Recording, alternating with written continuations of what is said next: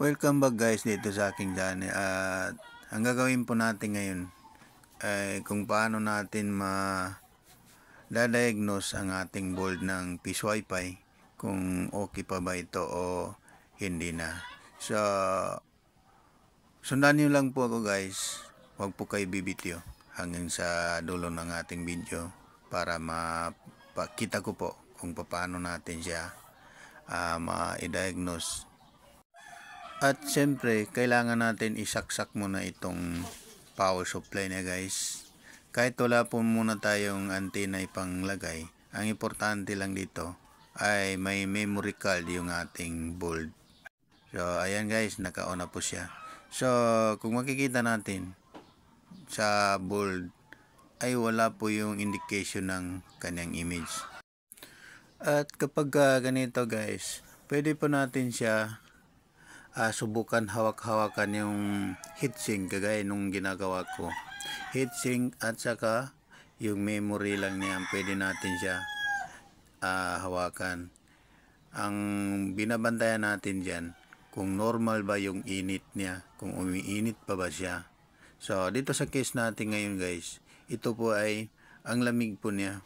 Kumbaga, parang wala siyang supply. Hindi na po pumapasok yung power sa kanyang board. So, pwede na yun natin bantayan guys, yung power niya. Kapag ganitong senaryo, itong cable niya na mula doon sa supply niya na 5 volt, pwede natin yan siya bantayan, baka may sira lang siya. At saka yung converter na 5 volt, pwede natin yun siya i-check. Pati po yung mismong power supply po natin, pwede natin siya i-check guys. Baka po nag-change value na po siya, bumaba yung supply. Halimbawa 12 volt, bumaba siya ng mga 8 volt. Merong mga case na gano'n na nangyari sa power supply guys. So kapag bumaba yung supply, hindi na po niya kaya i-on yung ating board. Kasi nga marami siyang sinusupplyan kaya hindi na niya kaya.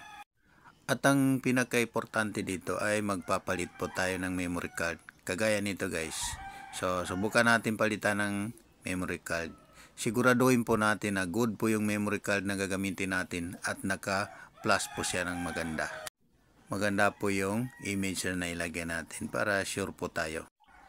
So, ayan guys, na i-on na po natin pero nanatili yung wala po siyang image indicator.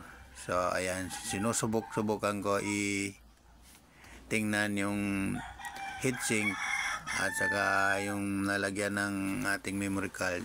Pero wala po siyang indication ng power guys.